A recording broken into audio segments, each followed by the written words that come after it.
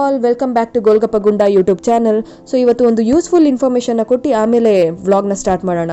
So ಯಾರು ಮೈಸೂರಿಗೆ ಅಥವಾ ಬೆಂಗಳೂರಿಗೆ ಶಿಫ್ಟ್ ಆಗ್ತಿದ್ದೀರಾ ಅವ್ರಿಗೆ ನಿಮ್ಗೆ ಏನೇ ಒಂದು ಹೆಲ್ಪ್ ಬೇಕಾದರೂ ಅಥವಾ ಏನೇ ಒಂದು ಕ್ವೇರೀಸ್ ಇದ್ದರೂ ನೀವು BWP ಮತ್ತು MWP ಅಂತ ಅಂದ್ಬಿಟ್ಟು ಗ್ರೂಪ್ ಇದೆ ಫೇಸ್ಬುಕ್ಕಲ್ಲಿ.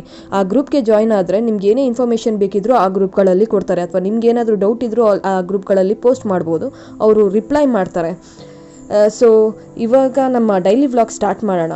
ನಾವಿವತ್ತು ಬಂದಿರೋದು ಸಾಲಿಗ್ರಾಮಕ್ಕೆ. ಇದು ನನ್ನ ಹಸ್ಬೆಂಡ್ ಅವರ ಅಕ್ಕನ ಮನೆ.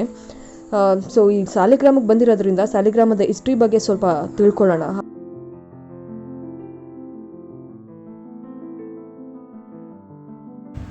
ಸೊ ಇವರು ನನ್ನ ಹಸ್ಬೆಂಡ್ ಅವರ ಭಾವ, ಅಂದರೆ ಕಿರಣ್ ಅವರ ಅಕ್ಕನ ಗಂಡ, ನನಗೆ ಅಣ್ಣ ಆಗಬೇಕು. ಸೊ ನಾವು ಸಾಲಿಗ್ರಾಮಕ್ಕೆ ಬಂದಿರೋದ್ರಿಂದ ಸಾಲಿಗ್ರಾಮದ ಹಿಸ್ಟ್ರಿ ಬಗ್ಗೆ ಸ್ವಲ್ಪ ತಿಳ್ಕೊಳ್ಳೋಣ ಅಂತ ಅಂದ್ಬಿಟ್ಟು ಬಂದ್ವಿ. ಅಣ್ಣ, ಸ್ವಲ್ಪ ಸಾಲಿಗ್ರಾಮದ ಹಿಸ್ಟ್ರಿ ಬಗ್ಗೆ ಹೇಳಿ. ಸಾಲಿಗ್ರಾಮ ಕೇರಳ ತಾಲೂಕು, ಮೈಸೂರು ಜಿಲ್ಲೆ. ಈಗ ಸಾಲಿಗ್ರಾಮ ತಾಲೂಕು ಮಾಡಿದ್ದಾರೆ. ಸಾಲಿಗ್ರಾಮ ಮತ್ತು KR ನಗರವನ್ನು ಭತ್ತದ ನಾಡು ಅಂತ ಕರೀತಾರೆ. ಇಲ್ಲಿ ನಮ್ಮ ಕಾವೇರಿ ತಾಯಿ ಹರಿಯೋದ್ರಿಂದ ನಮ್ಮ ಸಾಲಿಗ್ರಾಮ, KR ನಗರ, ನಿರ್ಲೆ, ಚುಂಚನಕಟ್ಟೆ ಈ ಜನತೆಗೆಲ್ಲರೂ ಬಹಳ ಅನುಕೂಲವಾಗಿದೆ. ಎಲ್ಲ ಭತ್ತವನ್ನು ಬೆಳೀತಾರೆ. ಹಾಗೆ ನಮ್ಮ ಸಾಲಿಗ್ರಾಮದ ಬಗ್ಗೆ ಹೇಳಬೇಕು ಅಂತಂದರೆ 850 ವರ್ಷಗಳ ಹಿಂದೆ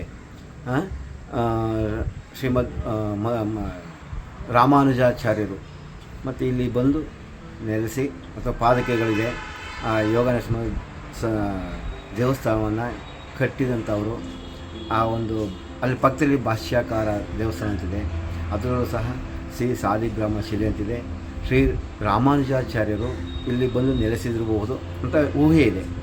ಆ ನೆಲೆಸಿದಂಥ ಪಾದಕೆಗಳನ್ನು ಇಲ್ಲಿ ಇಟ್ಟು ಹೋಗಿದ್ದರಿಂದ ಇದನ್ನು ಮಿಥಿಲಾ ಅಂತ ಕರೀತಿದ್ರು. ಮಿರಲೆ ಸಾಲಿಗ್ರಾಮವಾಗಿ ಈಗ ಸಾಲಿಗ್ರಾಮ, ಹಿಂದೆ ಸಾಲಿ ಅಥವಾ ಸಾಲಗ್ರಾಮ ಅಂತ ಇತ್ತು, ಈಗ ಇದರಿಂದ ಸಾಲಿಗ್ರಾಮ ಎಂಬ ಒಂದು ಹೆಸರನ್ನು ಬರೆದು ಆ ಸಾಲಿಗ್ರಾಮದಲ್ಲಿ ಯೋಗ ನರಸಿಂಹ ಸ್ವಾಮಿ ದೇವಸ್ಥಾನ ಇದೆ, ಭಾಷ್ಯಕಾರರ ದೇವಸ್ಥಾನವಿದೆ.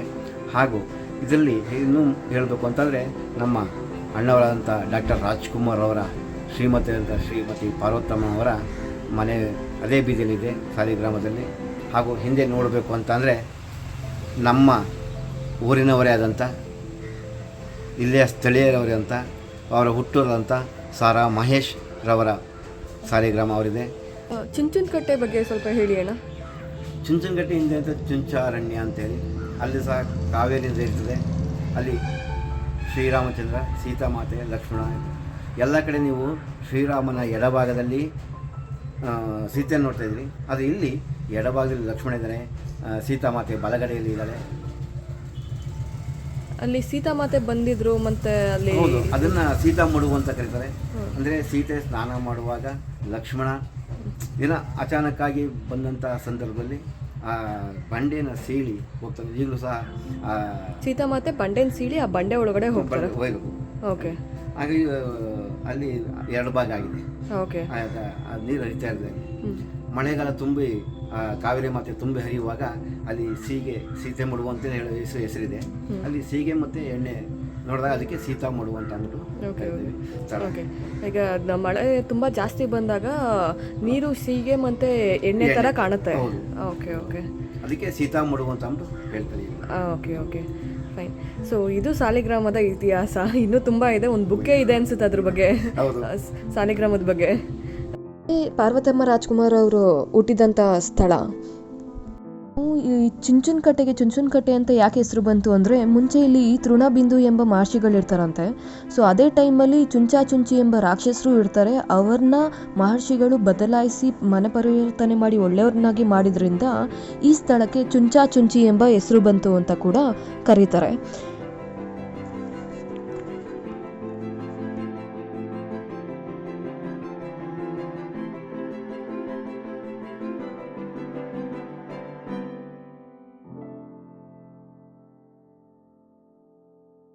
ಬಗ್ಗೆ ಹೇಳಬೇಕು ಅಂತ ಅಂದರೆ, ಸೀತಾಮಾತೆ ಸ್ನಾನ ಮಾಡಬೇಕಾದ್ರೆ ಬಂಡೆನ ಸೀಳಿ ಹೋಗ್ತಾರೆ ಅಂತ ಅಣ್ಣ ಏನು ಹೇಳಿದರು, ಅದೇ ಈ ಬಂಡೆ.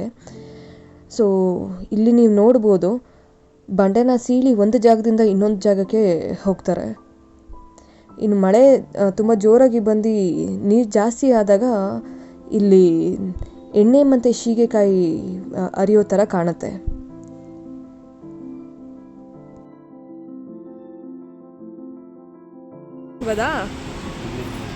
ಹೋಗ್ಬಿಟ್ಟು ಮತ್ತೆ ಯಾಕೆ ಈಗ ಬ್ಯಾನ್ ಮಾಡಿರೋದು?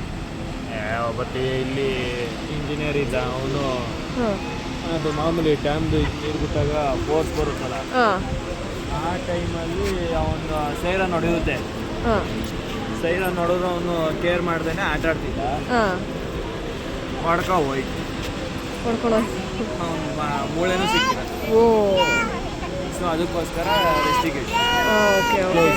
ಅದೊಂದೇನಾ ಅಥವಾ ಬೇರೆನೂ ಆಗಿದೆ ಅಂತ ಹೇಳ್ತಿದ್ರಲ್ಲ? ವರ್ಷ ಒಂದೊಂದ. ಸೊ ನೀರನ್ನು ದೂರದಲ್ಲಿ ನಿಂತ್ಕೊಂಡು ನೋಡಿ ಎಂಜಾಯ್ ಮಾಡಬೇಕು ಈ ಥರ ಪ್ಲೇಸ್ಗಳಲ್ಲಿ. ಹತ್ರ ಹೋದರೆ ಡೇಂಜರಸ್ ಆಗಿರುತ್ತೆ.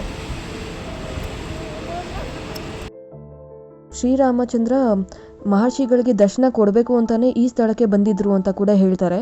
ಮಹರ್ಷಿಗಳ ಕೋರಿಕೆ ಮೇರೆಗೆ ಸೀತಾಮಾತೆ ಶ್ರೀರಾಮನ ಬಲಭಾಗದಲ್ಲಿ ನಿಂತು ದರ್ಶನ ಕೊಡ್ತಾರೆ ಅಂತ ಕೂಡ ಹೇಳ್ತಾರೆ. ನೀರು ಎಷ್ಟೇ ರಭಸವಾಗಿ ಬಂದರೂ ಕೂಡ ಗರ್ಭಗುಡಿ ಒಳಗಡೆ ನೀರಿನ ಶಬ್ದ ಕೇಳೋದಿಲ್ಲ. ಶ್ರೀರಾಮಚಂದ್ರ ಮಲಗಿರಬೇಕಾದ್ರೆ ಜೋರಾಗಿ ಶಬ್ದ ಬರ್ತಿದ್ದರಿಂದ ನೀರಿನ ಶಬ್ದ ಗರ್ಭಗುಡಿ ಒಳಗಡೆ ಕೇಳದೇ ಇರಲಿ ಅಂತ ಅಂದ್ಬಿಟ್ಟು ಹೇಳ್ತಾರಂತೆ ರಾಮಚಂದ್ರ. ಅದಕ್ಕೋಸ್ಕರ ಗರ್ಭಗುಡಿ ಒಳಗಡೆ ನೀರಿನ ಶಬ್ದ ಎಷ್ಟೇ ಜೋರಾಗಿ ಇದ್ದರೂ ಕೂಡ ಗರ್ಭಗುಡಿ ಒಳಗಡೆ ಕೇಳೋದಿಲ್ವಂತೆ. ಈ ವಿಡಿಯೋ ನಿಮಗೆ ಇಷ್ಟ ಆಗಿದೆ ಅಂತ ತಿಳ್ಕೊತೀನಿ. ಇಷ್ಟ ಆಗಿದ್ರೆ ದಯವಿಟ್ಟು ಸಬ್ಸ್ಕ್ರೈಬ್ ಮಾಡಿ, ಲೈಕ್ ಮಾಡಿ. ಬಾಯ್.